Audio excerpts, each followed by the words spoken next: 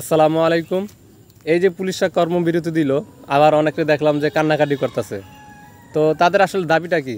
হ্যাঁ, তারা ওই যে স্বতন্ত্র হইতে চাইতেছে, কোনো রাজনৈতিক দলের হইয়া কাজ করবে না, নিরপেক্ষভাবে কাজ করবে।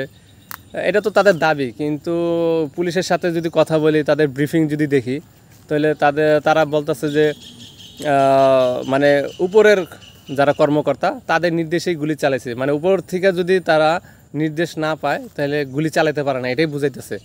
এখন আমরা যদি দেখি যে সংবিধান বা তাদের যে নীতিমালা আছে, মানে তাদের যে প্রতিষ্ঠানের নীতিমালা পুলিশের, ওই নীতিমালা অনুযায়ী যদি ঊর্ধ্বতন কর্মকর্তা যদি তাদেরকে অবৈধ নির্দেশনাও দেয়, ওইটা কিন্তু মানতে তারা বাধ্য না।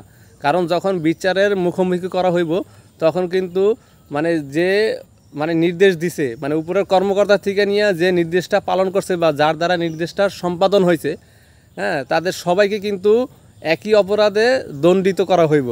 হ্যাঁ, তা এখন ওনারা যেভাবে বলতেছে যে উপরে নির্দেশ পাইছে এই জন্য তারা গুলি চালাইছে বা তারা ওই অপকর্মগুলো করতে বাধ্য হয়েছে। হ্যাঁ, ধরেন আবার কোনো একটা অসৎ অফিসার, অসৎ কর্মকর্তা যদি আবার নির্দেশ দেয়, তাহলে তো আবার তারা চালাইব। এটা কি কোনো এটা কোনো জাস্টিফাই হইতে পারে? এই কথাগুলা তারা যে অন্যায় নির্দেশ দিব আর তারা যে ওই নির্দেশের হুকুম আবার পালন করবে না, এর কোনো ওয়ারেন্টি গ্যারান্টি আছে? তারা এই কথা বলে কিভাবে? এটা কি জাস্টিফাই হয় নাকি যে উপরে নির্দেশ দিছে দেখে তারা করছে, তা আবার কয়দিন বাজে আরেকজন আইয়া নির্দেশ দিব, তারাও আবার করব? তারাও তো তখনও তারা কইব যে উপরে নির্দেশ দিছে তাই গুলি চালাইছে বা অন্যায় যেটা করার এটা করছে।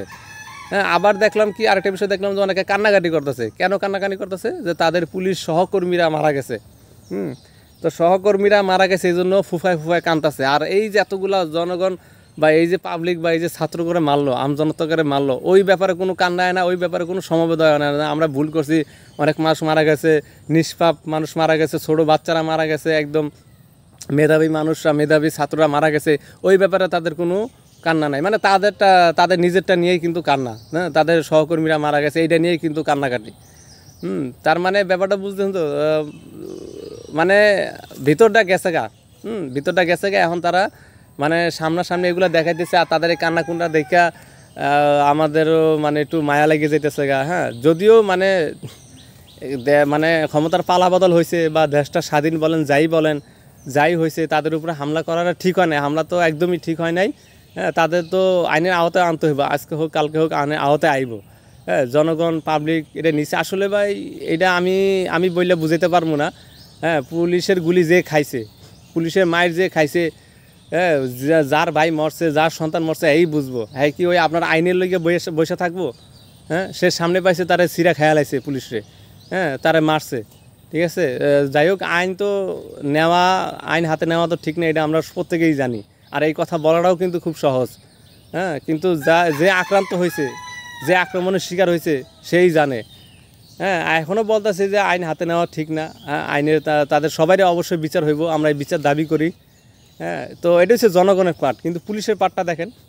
যেমন ধরেন আওয়ামী লীগ কাছে তাদের ছাত্রলীগরে মারছে, যারা ছাত্রীলীগ আছে ছাত্রীদেরকে কানে ধরে উঠাইছে, বসাইছে।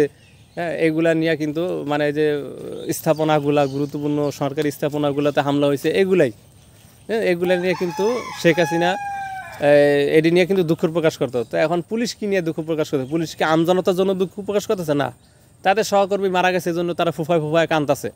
হ্যাঁ, তারা এখন মানিককে চিপায় পড়ছে দেখে তারা এখন বলতেছে কি উপরের নির্দেশ ছাড়া তারা একটা কাজও করে না, উপরের নির্দেশ মানতে তারা বাধ্য ছিল। হ্যাঁ, তো এইসব কথাগুলা কি, এগুলা শাক দিয়া মাছ ঢাকার মতন ব্যাপার সেবা। আমি এতটুকুই মনে করি। যদি এর বাইরে কিছু থাকে তাহলে আপনারা আমার কমেন্ট করে জানান। আসসালামু আলাইকুম।